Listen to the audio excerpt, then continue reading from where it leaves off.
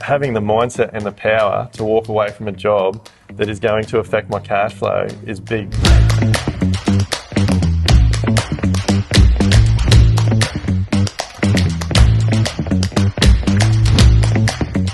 So, Duayne, we're going to talk contracts and something that's the nuts and bolts of contracts, which actually is your progress draws or your claims in fall asleep.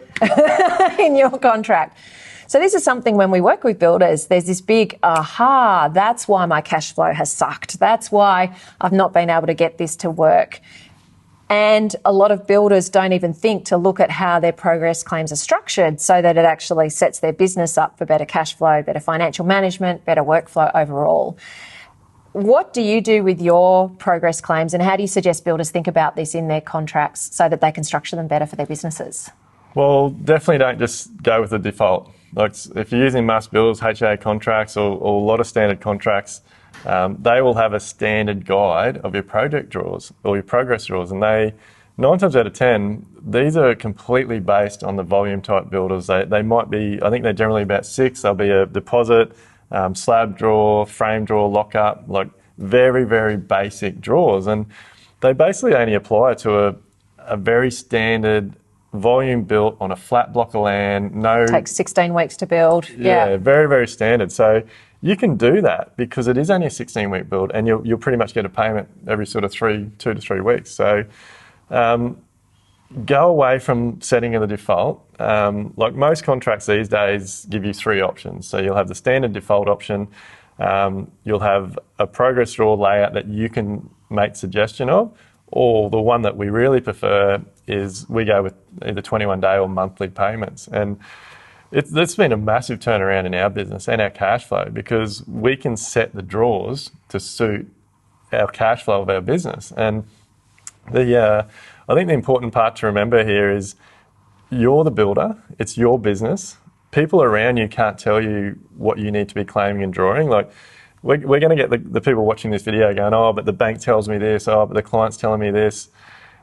And that's fine, they're going to tell you that. But then that's where you need to educate them and explain to them what you need to keep your business profitable and the cash flow coming so that you can have a successful build. And so at the end of the day, with either option, if you're setting out your own draws, for us personally, like we do a full review of our proposal, and by this time we've generally done a little bit of a brief outline of a job schedule, and we set out our progress draws again so that we're getting paid every 3 at the maximum 4 weeks.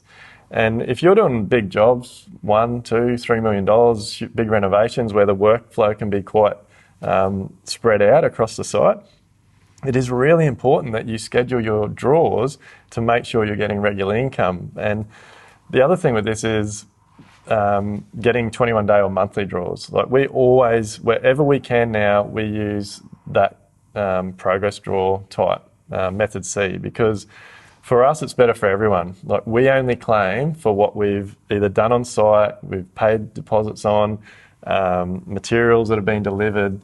And so the client is actually paying us for what they physically have, plus our margins, and it's better for everyone. I get paid for what I do. The client's only paying for what they're getting, and there's no sort of... I've found over the years when you're trying to schedule your progress draws, especially if you're using the standard ones from the bank, they're just so unknown. Like one might be really bulked up and one might be really low, and so your cash flow is really affected because it just doesn't suit the type of project, the type of site, and all those types of things. Yeah, I think this is relevant if you're a builder who's doing, sort of larger projects that might take 12 months or more to complete and be big chunks of money, because you're then going to be out of pocket for long periods of time waiting for that next stage to be finished. Equally, I think it's as relevant for the builder who might only be doing 1 or 2 projects per year, where your cash flow is actually the difference between you keeping a roof over your head and not, and you don't have the ability to spread risk across other projects. So, or pull teams from one project to another when you're needing to stagger because of delays and things like that. And so being able to break down those types of projects into smaller incremental charges, I think it manages the risk of the client as well, because they then know that they're not paying for things that, big chunks of work and seeing this great big amount of money leave their account. They're seeing that they're paying more incrementally. You do, however, though, need to deal with a few things, don't you, in terms of educating your client and in the bank in this, because there's a difference between, obviously, if you're working with a self-funded client who it's just you negotiating with them why this is valuable and the way to structure their contract, that's one thing. But if you also have to deal with a bank, and I know the homeowners that I deal with, a lot of them will hit their bank and their bank says, no, we just want the 5 or 6 progress draws because we have to send in a valuer for every progress draw and we don't want to send a progress. Someone's got to pay for that. Yeah. So how do you navigate that sort of challenge in terms of builders being able to do this? So it all comes back to like having a process. Like you've got to be asking questions. So it's really important to find out quite early on how the client is funding the job, because that makes all the difference. Obviously, if they're self-funded, then Method C, 21-day or monthly draws is not a real issue. But and a lot of banks will knock back on Method C because they want something tangible. They want something that their valuer can very easily relate to the plans. And they do want to try and keep the draws to a minimum because a lot of banks these days will do a valuation almost on every draw. So we've found from asking questions and educating ourselves that a lot of banks might only have 4 or 5 valuations allowed in their fees for the finance. And if there's any more outside of that, it's an extra fee to the client. So you can get around this by having those conversations with your clients, educating them on what's better for them, what's better for you. They might be happy to pay a few more valuations.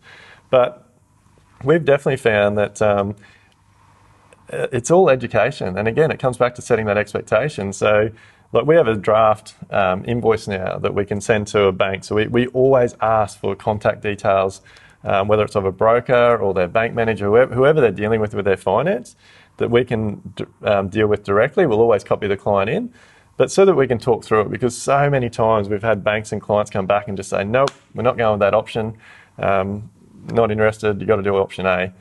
And we're in a position now with our business where we would walk away from that job, because for me, having the mindset and the power to walk away from a job that is going to affect my cash flow is big, because that doesn't affect my business, it affects me personally. So being in a position where we can educate the banks and talk through with, and 9 times out of 10 we end up coming to an agreement somewhere in the middle. So having a template of how you will put a progress payment in, and for us, a lot of the time it is about helping the valuer see what they're actually going out to value.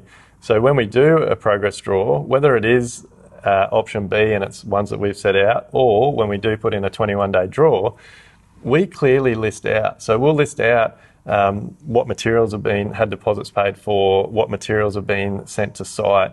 If it's a trade-based work, we'll say like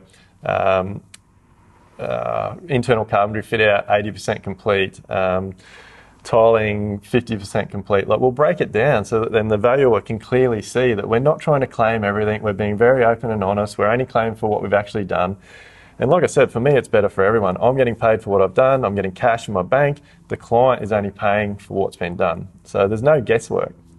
So as a builder, next time you're looking at setting up your contract, or if you want to actually now have a read through of your contract, have a look at what options you've got for your progress claims and see what's going to work for yourself in terms of your business cash flow. It can be really good to go back and audit an old project and see where you might have struggled in your cash flow if you just did choose option A, see how you could potentially change that, and then look at what processes you need to put in place to be able to educate your client and help them navigate the process of financing so that the bank is informed about what the options are as well. The other thing that is really important, and our PAC process has been fantastic for working through this process, is getting an understanding of how your client's going to finance a job really early on. So even back when you're working through the design stage, figuring out, are they financing the entire job? Is it only part of it? Are they paying out of their own funds? And then starting those conversations. Like, don't just leave it till you're signing the contract, because then everyone's in a rush. You need the cash flow, the client wants to start the job, and you can end up accepting things that aren't going to be good for your business.